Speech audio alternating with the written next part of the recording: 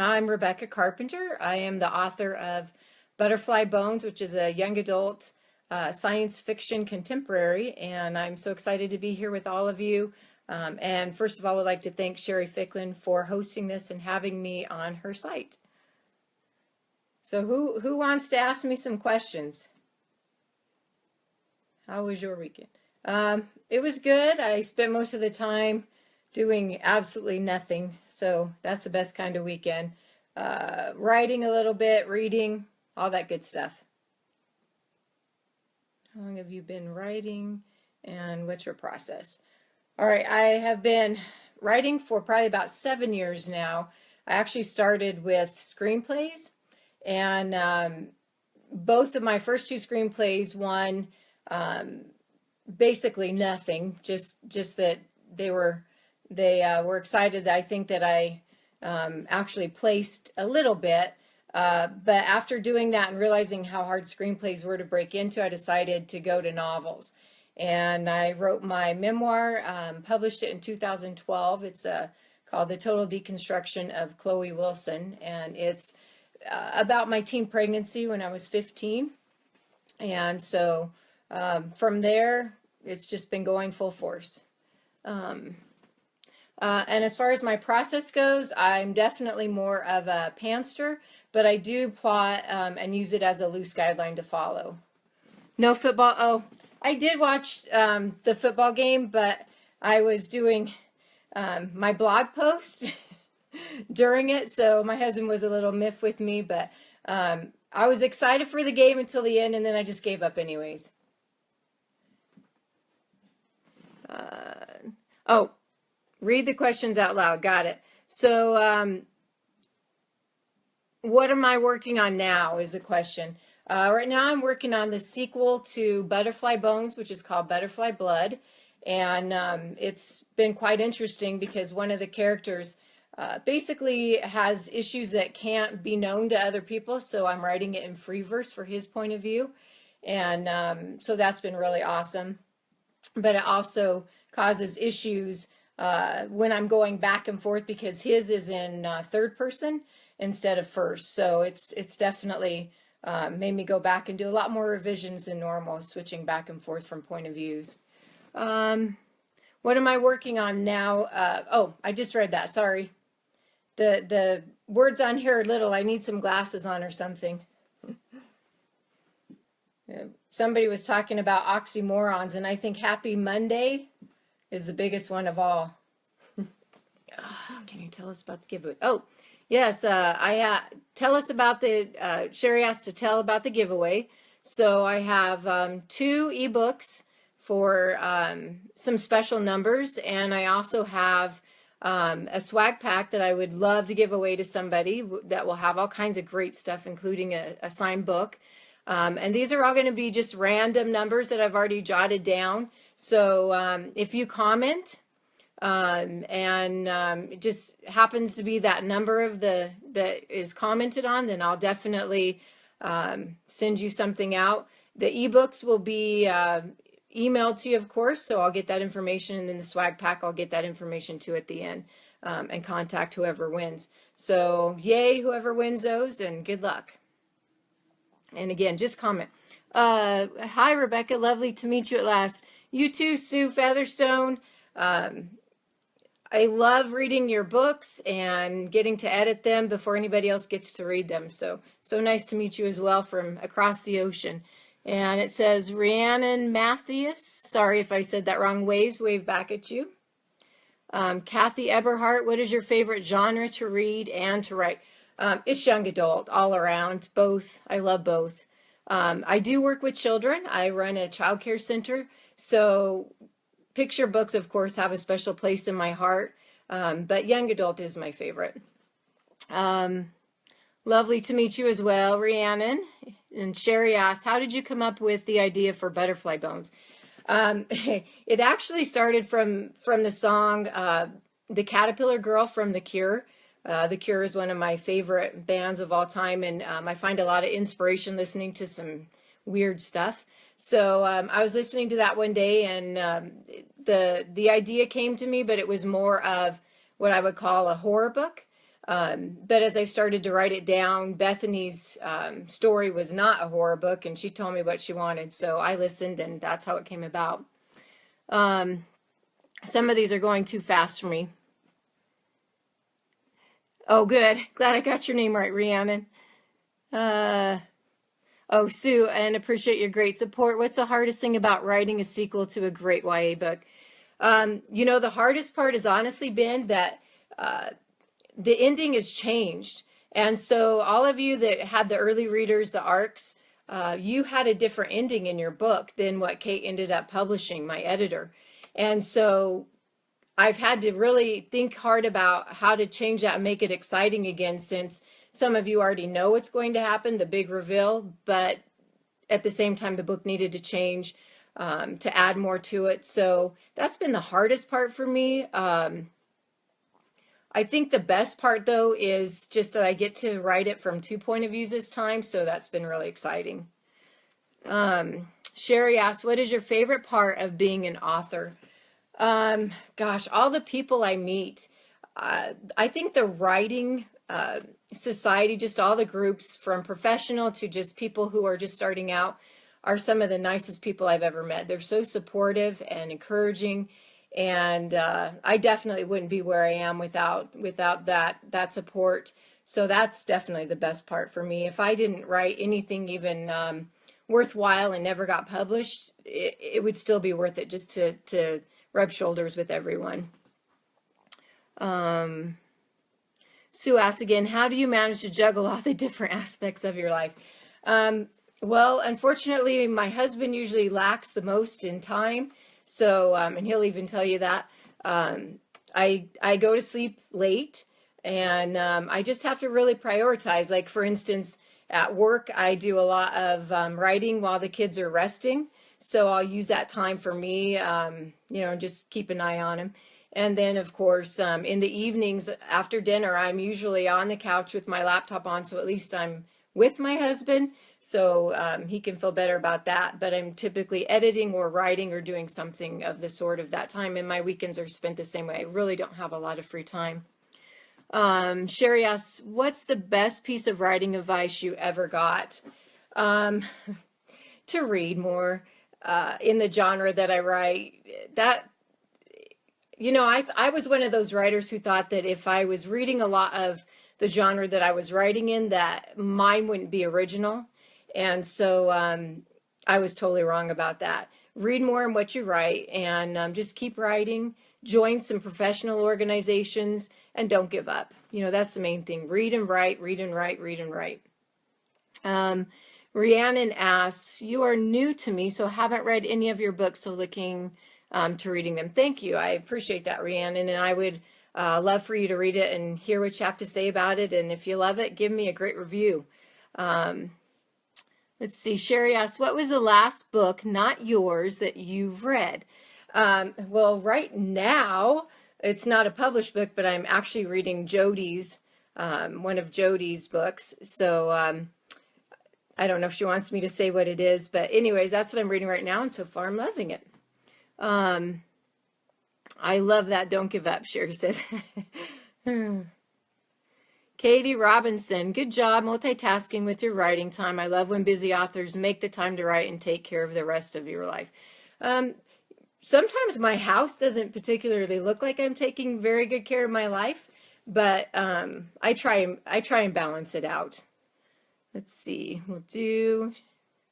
Ooh, Jody. Yes. Aw, shucks, Jody says. Yeah, that's the best part of being a copy editor, is getting to read everybody's work before anybody else does and seeing how great some of it is out there, and then also the potential that you see in so many manuscripts that I get to help shape and hopefully bring to the point where they can seek an editor or an agent or a publisher. It's awesome. Thanks for sharing your story, encouraging to all of us. Thank you, Vicki. I appreciate that. I think every writer has an encouraging story. It's just about getting out and doing it, doing what you love. And for me, writing truly is a passion, and I do love to write.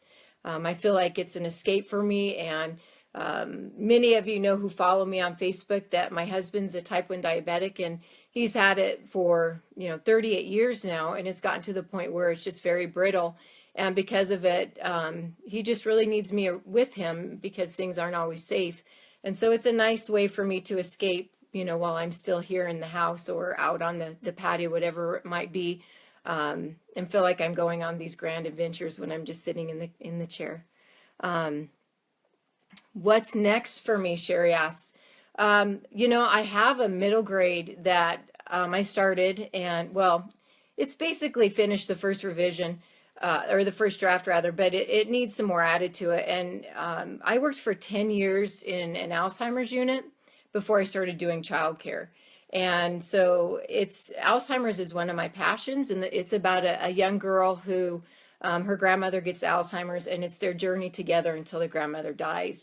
And so I'd like to finish that as well as a few picture books, but always writing. The journey is always writing. How did I find my publisher? Well, she kind of actually found me. I had volunteered to read one of the early readers, the ARCs that she was doing at the time, and I'm a really fast reader, and I find the mistakes, and we met from there. And after looking at Lakewater Press, I knew that it was new. Definitely a newer press, but knowing how Kate was, I knew that she would be a great person to work with because she would really make sure the book was perfect before it went out. And so that was important to me. And the fact that she gave me a lot of leadway working with her. It wasn't her way or the highway. It was, let's work together and make a great book. And so we became a team. And then, of course, afterwards I became a part-time copy editor for her freelance business of her Kate Foster professional editorial services. So sorry, Kate, for butchering that. Tongue-tied a little bit here. Does being a copy editor make you a better writer? I wish it did. You definitely pay more attention to things, but I still need an editor just as well as anybody else does. I overlook things. I use repetitive words. I use weak verbs. And some of my sentences all start with she or he, like 3 or 4 in a row. So we make the same mistakes. And it's definitely easier to see those errors in other people's writing than your own. So something I definitely need to work on. Oh, wow, that sounds so beautiful and heartbreaking, your Alzheimer's story. Thank you, Katie. One of my favorite parts of my life, it worked in the Alzheimer's unit. So I would do it again. Matter of fact, as I said, I run a child care center, and my dream center would have a place where it would have a day break for Alzheimer's people to go to, so that their families could get a break, and then also they could interact with the children, which is so therapeutic for them. So, maybe someday. What is the hardest part of being a published author? The marketing, no doubt about it. It's constant. You have to constantly be thinking about your social media posts, your branding, getting out there and letting people know about your book, just constant marketing. And I think that's the part that you don't realize is going to be the hardest. You think it's writing the book. It's definitely not. It's the marketing. At least if you want it to sell, it is. Yes, marketing sucks, Sherry. I would agree with you, but you're a genius at it, so I'm hoping you can teach me some tricks. LOL. It's not funny to me. It's magic. Yes, I believe that. Hate marketing and social media. Oh, it's hard. It is hard. Would you ever write a book for an older audience? I would if the story came to me and needed to be told. My mind is younger, working with kids every day. As I've told you before, I'm pretty demented, and so it's hard to get into that adult mindset. But both of my screenplays were adult, so it's not that it's not there. It's just that that's not what I surround myself with each day. So the stories that are coming to me are typically, more of, a middle grade, a picture book, a YA mindset. But of course with adult characters in there, but you never know. It might happen one of these days. Your reviews have been amazing. Do you read your own reviews? I honestly don't. I wait until my husband reads them or Kate lets me know. And the reason is that it just breaks my heart when somebody doesn't like the book, even if they have a good reason, or it's hard as an author. And so far I haven't grown that thick skin when it comes to the reviews. But as soon as he says, hey, you have one, it's really great, then of course I'll read it. But if one of them, oh gosh, I think it was on Goodreads. It was either Goodreads or a NetGalley reviewer gave me a 1. And they said it was like taking an acid trip. Well, I actually love that review because I think that's great. If, I would definitely read a book off of that. So you never know.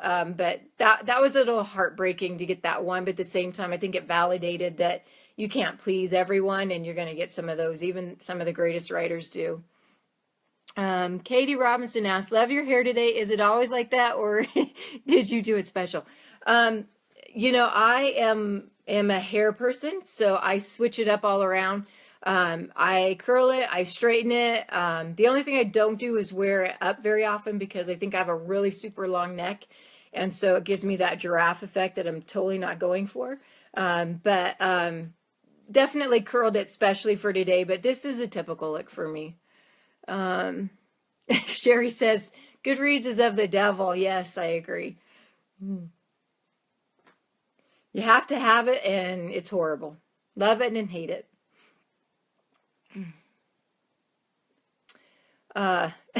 Jody says, my hair is always on point. Oh, Jody, if you only knew. Am I doing any events or signings this year? Yeah, definitely. I've got a few I'm setting up right now. I will be doing also a speaking event at the library in June. So getting some things going, a little slow, trying to get out to the middle school and high schools and talk to some English classes as well. But hopefully I'll have something soon. Crystal Books in Junction, and then also at Out West Books. I've been trying to get a hold of them to get some things going, but they've been awfully busy, so hopefully soon. Is there a particular type of way you like to interact with bloggers? Do you prefer doing interviews, games, live interviews? I love it all. Doesn't matter to me at all. Just anything that gets me heard and seen is great. Where can we find you online? You can find me if it's Twitter, you can find me over, my handle is at Carpenter Writes. And if you go to Facebook, just look up Rebecca Carpenter and you'll find my picture and me, because I don't know the link offhand. And then, of course, I have a blog, hopefully a newsletter soon. The blog is thecaterpillargirl.wordpress.com. And Katie asks, do you have any fun behind the scenes stories about your books you can share? Oh, gosh. Well, the Alzheimer's one definitely has the most, because since I worked in there, I had a lot of information I could pull from. And so in one of the scenes, the family with the little girl that the book's about, they show up to the grandma's house. This is before, when they start realizing, I guess, that she's got some dementia. They show up to the house and she's outside in the middle of the summer, watering her lawn in her underwear and bra. And I used to take care of a lady down the street from where I lived, and that was a normal thing that she would do, where, the family would be gone and she'd be out just having a great old time. And we just thought it was hilarious. The family was absolutely devastated by it, but, you get over it quickly. The other thing she used to do is she would see the smoke in the air from a refinery probably about 50 miles, 20 miles probably is more like it, from where we lived. And she thought that there was a fire, and so she would put on these galoshes and a raincoat and go out in the middle of the night trying to put the fire, or trying to stop the fire, because she was sure that it was going to burn the horses in the corral. So she would be brought home from the police in the middle of the night and escorted. And of course, again, the family thought it was horrible, but we just thought it was great. And then there's an actual story in there that is also true where they couldn't find her dentures for about a week. And the mother, which is of the family, which is the daughter-in-law, opened up her fridge and opened up the cottage cheese, and bingo, there were the dentures. So I do a little fun story about that in the book, and those are my favorites. As far as butterfly bones goes, you know, that one was completely made up, and the snarky stuff that's in there probably comes from my oldest sister, Denise. I would have to say she's always been a little bit on the sassy side, and definitely says what she thinks without a filter. So she gave me the goods for Bethany for that. Probably that's all I can think of right now. Oh, love Crystal Books. Me too, Sherry. They're a great organization. Oh, Sue Featherstone is here. And thank you to Sue. She's from the United Kingdom, so great to have her. It's a little bit late there. And hello to Kate. Glad you could come and join. It's probably weird because there's so many people on here that I've met through the internet that we've never heard or seen each other in person. So now to actually put a voice to it's probably a little bit weird for some of you. Hopefully it's not disappointing. Sue Feather, still, it said you rejoined. Sorry, Sue. Sue, it would be past my bedtime if I were there. I actually don't go to bed till about 10:30 at night, but a lot of times I fall asleep about 8:30 on the couch. So having a glass of wine as I type. Cheers. Cheers to you too. That's awesome. Glad you're getting some writing done. Is there anything else you'd like to share with us? If anything, it's just that maybe a little bit about what butterfly bones is. And the best way to do that, I think, is to share some of my words from the press release. So the earliest version of my book depicted a bullied teen girl with a rare bone disease getting revenge on her tormentors. Blood and gore were at the forefront, but no matter how hard I tried, Bethany refused to star in a horror novel. Instead, she pushed me to pen her story, a journey through great loss, tremendous change, and the harsh reality that Mother Nature and Father Time can't be cheated. And there's a really strong sub-theme to Butterfly Bones about bullying, and some people have really been put off by that, but it's such a reality. I experienced some growing up. My daughter experienced a horrible amount of it to the point that she was literally run off of school grounds, and my husband had to go pick her up from a convenience store a few blocks away. So it's near and dear to my heart and something that I feel very strongly about. And I said, what I hope Butterfly Bones will achieve for readers is first and foremost to help them experience Bethany's life, what it's like to be bullied, to feel like you have no one to turn to for help, and the roller coaster of emotions that teens go through, especially with physical self-esteem and peer acceptance. I want readers to understand her wants and needs and to experience her giddiness and heartbreak over a first crush, as well as her resilience to withstand the relentless bullying at the hands of schoolmates until she's finally broken. It was a difficult story for me to write. A lot of it was, and especially when I had to kind of dig deep and experience some things that maybe we don't want to because they're difficult to, but I knew that her story needed to be told for all of those people out there who do experience bullying on a regular basis and feel like they have no way out. And to those of you that do, I say, get help. Talk to an adult, talk to anybody you can, and keep talking until that happens. Can you give us a sneaky peek into the sequel? Sure. We talked about it a little bit before you came on, but you missed that, so I'll definitely do that. The sequel has multiple point of view this time. So it's told from Bethany's point of view and someone who I can't divulge at this point, But the Bethany's point of view starts in Florida when she's living with her aunt. And she, of course, is trying to reach Jeremiah to let him know she's safe. And for some reason, his number's been changed. She can't reach him. So she's pretty distraught about that. And then some new medical concerns come up that change everything for her again, as well as some pretty shocking secrets that come out that her aunt tells her about her father and her mother. So definitely some really strong twists here. And then, as I said before, the other point of view is told from or in free verse style. And this will happen for a while until this character realizes what's going on. So that's been really fun to write. And I love the freedom that free verse gives and the ability to dig really deep into things that you normally wouldn't be able to in first person. So that's basically it. I'm probably just a little bit over a third of the way finished with the sequel right now. It's a little slow as you know, as I don't have a ton of time to write, but I'm doing about a chapter a week, so hopefully it will be finished soon.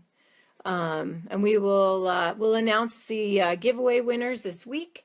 And then Kate says, "Oops, sorry, I'm cool, you see, so had to turn up late to the..." You're fine, Kate. Glad to say it again. I'm sure you're not the only one. And like I said, I love to talk about my books, so you just gave me another chance to do it. When is the sequel out? You know, we don't have a date set yet, but we're definitely hoping for this year. So I'm pushing myself to finish it, and hopefully it will be very soon. Sherry Ficklin says, "It sounds great." I hope so. It's definitely been a different style of writing for me this time, and but I've enjoyed it, and my critique partners have been loving it too. So hopefully the world will as well. Where do you aim to be as an author next year, and then in 5 years? Gosh, just writing and being published as much as possible. Hopefully I'll be working on the third book, since this is a series of the